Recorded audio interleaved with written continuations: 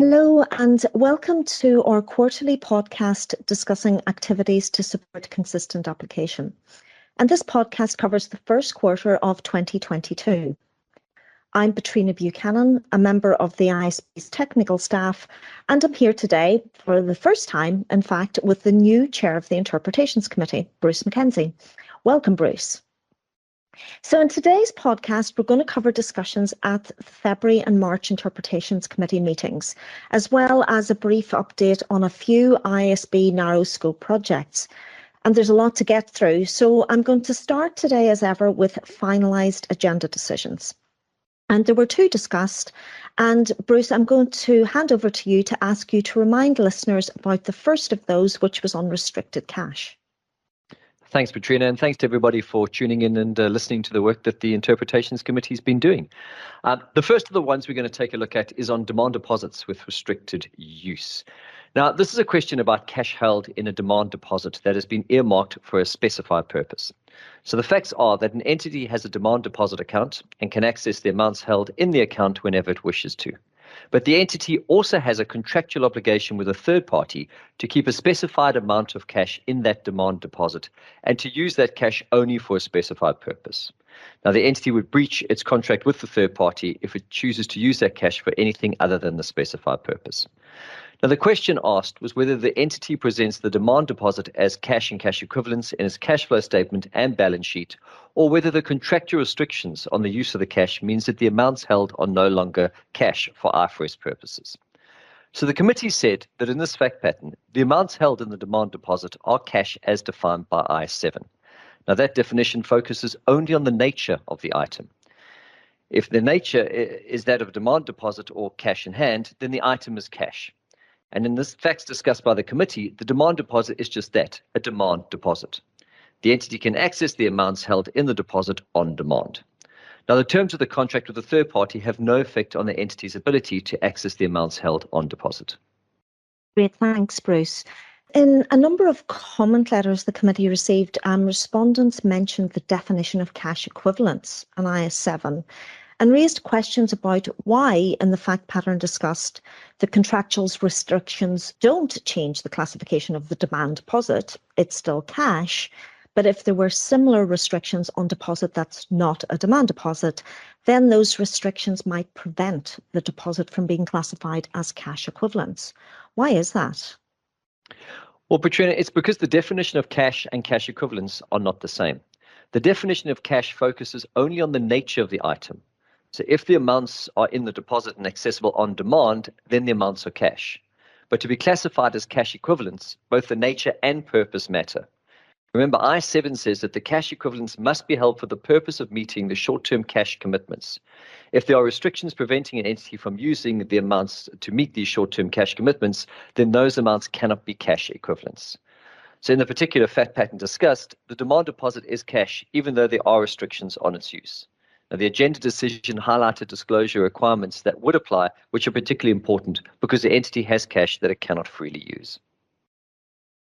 Great, thank you, Bruce. So that agenda decision will be discussed by the IASB in April, and if the IASB doesn't object, then it will be published in April. So if I move on to the second finalised agenda decision, which has actually already been published in March, and that's because the IASB already discussed it in March, and it's on the complicated topic of TLTRO III loans that have been provided by the European Central Bank to banks. Now, I'm only going to mention this one briefly because it's quite a niche topic, but it involved both IFRS 9 and IAS 20. And maybe why IAS 20? Because if the ECB is considered government, as defined in IAS 20, and if the terms of the loan are such that it's a forgivable loan or it's a loan given at a below market rate, then a portion of the loan might be accounted for in IAS 20, while the rest of that loan would be within the scope of IFRS 9. So the committee did not opine on whether a portion of these TLTRO III loans are in the scope of IAS 20. That requires judgment. But the agenda decision does set out the questions a bank receiving loans from the ECB would ask itself in determining the required accounting. So if TLTRO III loans are of interest to you, then please go to our website and have a read of the agenda decision on this topic, which, as I said, was published in March. So we're now going to move on to the new topics discussed in February and March, and it somehow seems appropriate to start with the first IFRS 17 question that the committee discussed. So and this IFRS 17 question was on the topic of the allocation of the contractual service margin, or CSM, for a group of annuity contracts. So in the fact pattern submitted, an insurer has issued a group of insurance contracts under which the policyholder pays a premium upfront and receives an even payment each year for as long as they live. So let's say it's £100 per year for as long as the policyholder lives. So the policyholder is receiving insurance coverage for survival, and that's the only service being provided to the policyholder. And the question the committee was asked was about the recognition of profit on this group of annuity contracts. So Bruce, can you tell us all a bit more about this question? Thanks, Patrina. First of all, it might be useful to explain to listeners what the CSM is and then explain the question. So in IFRS 17, the CSM represents the unearned profit in a group of insurance contracts, and that unearned profit is included in the measure of the group of contracts. Now, IFRS 17 requires an insurer to recognize the CSM in profit or loss as it provides the insurance contract services to policyholders. So the amount of the CSM recognized in profit and loss in the period must reflect the insurance contract services provided to policyholders in that period, in a very similar way to how we recognize revenue to reflect the services transferred to a customer in a period under IFRS 15. The question the committee was asked was about how to recognize the CSM to reflect the insurance coverage for survival provided in the annuity contracts described in the request. The request had identified two possible ways of recognizing the CSM and asked whether both would meet the principle of reflecting the insurance coverage provided in each period. Now, the committee concluded that a method based on the amount of the annuity payment the policyholder is able to validly claim in a period would meet the principle in IFRS 17. However, a method based on the present value of expected future annuity payments would not, because it would misrepresent the service provided in the current period by considering amounts the policyholder could claim and benefit from only in future periods. Now, I would highlight that the question asked only about the insurance coverage for survival. So this is what the committee discussed and reached conclusions on. The committee did not discuss how the insurer would recognize the risk adjustment for non-financial risk on these contracts, nor did it discuss what the insurer would need to do to consider if the contract also provided other insurance contract services. Great, thanks, Bruce. Now, there's a couple of questions I've heard about on this submission that I think listeners might be interested in. So the first is about the committee's conclusion. So I've heard some say that, well, IFRS 17 is surely a principles-based standard, so judgment will be required to apply it. And in fact, in this instance, the tentative agenda decision itself notes that IFRS 17 does not prescribe a method for recognising the CSM and profit or loss. So how could the committee conclude that one of the methods submitted is inappropriate? That's a good question, and one I'm glad you've asked. So people are right that IFRS 17 is a principles-based standard and judgment is required.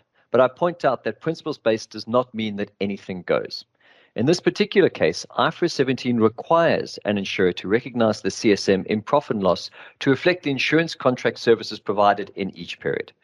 So it is true that different methods of recognition may achieve that principle depending on the fact pattern, and IFRS 17 doesn't prescribe one method because there's no one-size-fits-all method that would reflect the services provided in every insurance contract. However, the method applied must be one that reflects the services provided.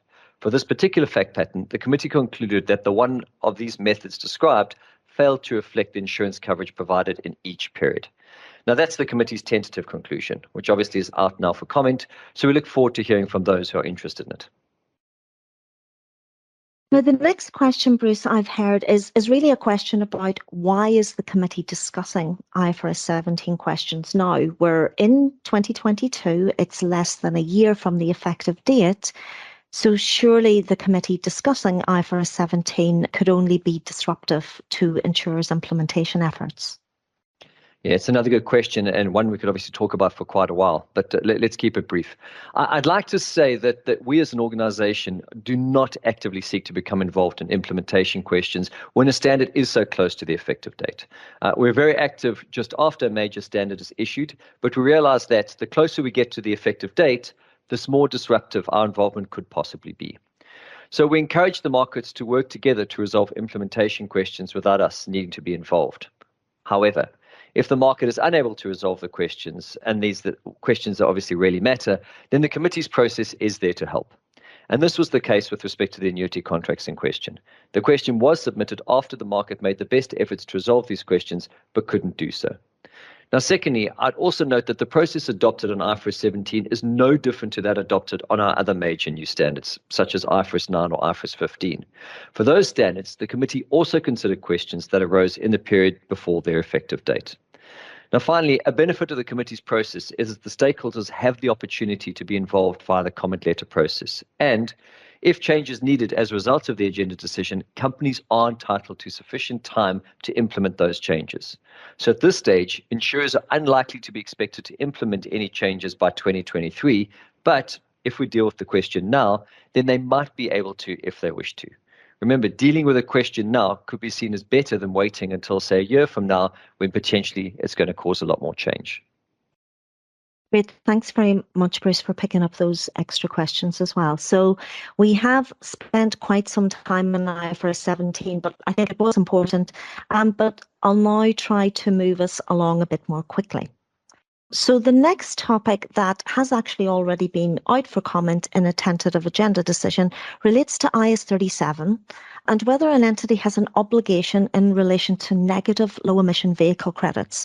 So really, I think this is a great example of how and why climate is already affecting entities when they're preparing their financial statements. So in this fact pattern, regulations have been put in place to encourage entities to import or produce more energy efficient vehicles in a particular jurisdiction.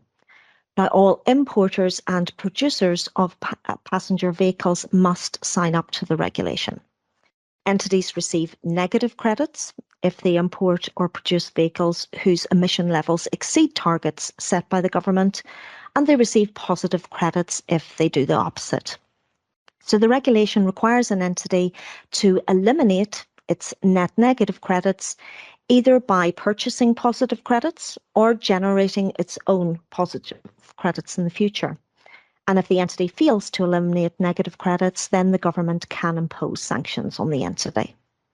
So what the submitter asked was whether an entity that has generated negative credits has a present obligation that would meet the definition of a liability in IS37. And the committee said yes. In this particular fact pattern, such an entity has an obligation that meets the definition of a liability unless accepting the sanctions is a realistic alternative to eliminating the negative credits for the entity. The tentative agenda decision explains the committee's rationale in detail. It explains that the activity that gives rise to the obligation is the production or import of vehicles, that the generation of positive credits in the future, that's a means of settling the obligation, and such settlement involves an outflow of economic resources. And it also explains that the obligation exists independently of the entity's future actions. Now, I think on this one, by the way, the committee had a really good discussion on it, and I do imagine it's going to generate a lot of interest in the form of comment letters. So I think I can imagine we're going to be picking this one up in more detail in a future podcast. So moving very quickly on from IS37 to my favourite standard, which is, of course, IFRS 16, and a question that cuts across both IFRS 9 and IFRS 16, and it's related to rent concessions. So in the particular fact pattern submitted, a lessor grants a rent concession to a lessee, of course, that changes a lease that the lessor is classified as an operating lease. And the only change to that lease is that the lessor legally releases the lessee from its obligation to make specifically identified lease payments. Or in other words, there's actual legal extinguishment of some of the contractual lease payments. And some of those payments forgiven had actually been recognised by the lessor as an operating lease receivable. So the committee was asked two questions on this fact pattern. First of all, how does the lessor apply the expected credit loss or ECL model in IFRS 9 to the operating lease receivable when it expects to forgive lease payments, but the concession hasn't actually yet been granted?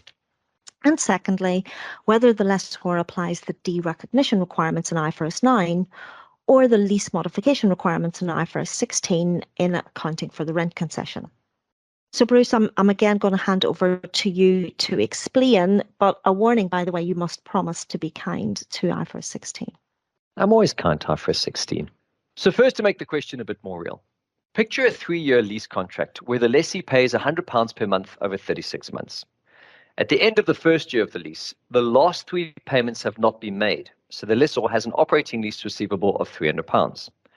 The lessor then grants a concession that means the lessee is no longer obliged to pay those last 3 payments for year 1, nor is it obliged to pay the first 2 payments for year 2. So in this example, the committee first of all said that the lessor must apply the ECL model in IFRS 9 to the operating lease receivable from when it recognizes that receivable. So the ECL model is applied in the period before the rent concession is granted. And in applying the ECL model, the lessor would measure the expected credit loss in a way that reflects an unbiased and probability-weighted amount, including consideration of its expectation of forgiving the lease payments. So in my example, the lessor would measure the expected credit losses in a way that would include considering its expectation of forgiving the £300 recognized as an operating lease receivable. Something important to highlight. The ECL model, and in particular the definition of credit loss in IFRS 9, does not say that the credit losses are only those that arise from a credit event. A credit loss includes all cash shortfalls, which is the difference between all contractual payments included in the gross receivable and all cash flows the entity expects to receive. Then, on granting the concession, the lessor would account for it by applying the derecognition requirements in IFRS 9 to the amounts forgiven in the receivable. So again, using my example, the lessor would apply the IFRS 9 derecognition requirements to the £300 forgiven that it had recognized as an operating lease receivable. And it would apply the lease modification requirements in IFRS 16 to the remaining payments forgiven. In my example, the first 2 payments for year 2. Great, so that lessor rent concession question is also now out for comment in a tentative agenda decision. And again, we look forward to hearing from you on it. Now, in this topic, the committee was also asked about the lessee's accounting for the rent concession that we just discussed. And for the lessee, the committee recommended that the IASB consider whether to undertake narrow scope standard setting and possibly as an annual improvement. So we'll not discuss that today, but we'll cover it in a future podcast when the IASB talks about the topic in the future. Okay, so moving on to another topical area, and actually 2 new questions the committee received on SPAC transactions. Now, SPACs have recently occupied and continue to occupy press headlines, but they're not entities that everyone has necessarily heard of. So just for clarity, I'll first of all explain that SPACs are special purpose acquisition companies. They're typically listed on a stock exchange, set up for the purpose of acquiring a not yet identified target company, and they often have a limited life. So before acquiring a target company, SPACs often hold little other than cash, which the SPAC will have received from investors in exchange for instruments issued by the SPAC. And the first question the committee received was about shares issued by a SPAC and whether those shares should be classified as financial liabilities or equity when applying IAS32. Now, the committee noted that this specific question asked really fits very much into a broader topic that is currently being considered by the IASB as part of its FICE project. So the committee said it's really best for the IASB to deal with that question as part of the FICE project. The second question that the committee was asked about SPACs was about how to account for warrants when a target operating company acquires a SPAC. Now, anybody listening closely might think I'm confusing you because I said just recently, that SPACs are typically set up to acquire a target company, and yet the fact pattern here is one where the SPAC is being acquired. And I suppose in short, these types of transactions can actually happen or be done in different ways. Legally, the SPAC might acquire an operating company, or the reverse can happen. Legally, the operating company can acquire the SPAC. And in fact, the accounting will very much depend on the specific terms and conditions of the acquisition. But in the specific fact pattern the committee discussed, it is one where the SPAC had issued warrants to both its founder shareholders and public investors at the time that it was set up and listed. And then when it was acquired, the operating company that acquired it issued new warrants to replace the warrants that had been issued by the SPAC. So the question was, how should the operating company account for the warrants on acquiring the SPAC? Now, Bruce, this question is both for me super interesting, by the way, but also super complicated. And I think it would take us some time to even properly explain the fact pattern. So I'm going to make it difficult for you. I'm going to hand over to you and ask you if you could say something brief on this. That is, of course, both understandable, but also piques listeners' interest to really go and read the tentative agenda decision. So, Patrina, if I have to be brief, what are the highlights? First of all, the question, and why does it matter? Now, the question asks specifically about how the operating company accounts for the warrants it issues at the time of the acquisition. And that matters because, again, it's about whether the warrants are classified as financial liabilities or equity. Now, why does the question arise? Well, it's a transaction that cuts across several IFRS accounting standards. So to really get to the bottom of how to account for these transactions, the operating company needs to think through the analysis step by step. And that's what the tentative agenda decision does. So the first question is, who's the acquirer? Well, who controls after the acquisition? Is it the operating company or the SPAC? In our fact pattern, the acquirer was the operating company. The next question is it a business combination? And if so, IFRS 3 applies. In our fact pattern, the SPAC was not a business, so it was not an acquisition under IFRS 3, and business combinations did not apply. Now, in that case, it's the acquisition of a group of assets, and paragraph 2b of IFRS 3 says that the operating company must identify and recognize the assets acquired and the liabilities assumed. The next question then is, what about the assets acquired and the liabilities assumed? The SPAC company acquires the SPAC's cash but does not acquire anything else. And the steps continue on. So we've laid out the steps that need to be thought through as you're working through these. Now, to get to the punchline, I think the tentative agenda decision does a great job of setting out how an entity needs to think through these transactions, which instruments are being exchanged for which assets and liabilities, to then work out which requirements apply and how to account for the transaction. If you remember only one thing from what we've said on SPACs today, it's this. Instruments issued in exchange for cash or another financial asset on the scope of Is32, whereas instruments issued in exchange for goods and services on the scope of IFRS 2 share-based payments. Remember, goods and services do not include cash or other financial assets. Thank you, Bruce. So again, we've just sort of quite rapidly gone through various tentative agenda decisions that are now out for comment. Most of the new topics we've talked about today will be out for comment until the 23rd of May.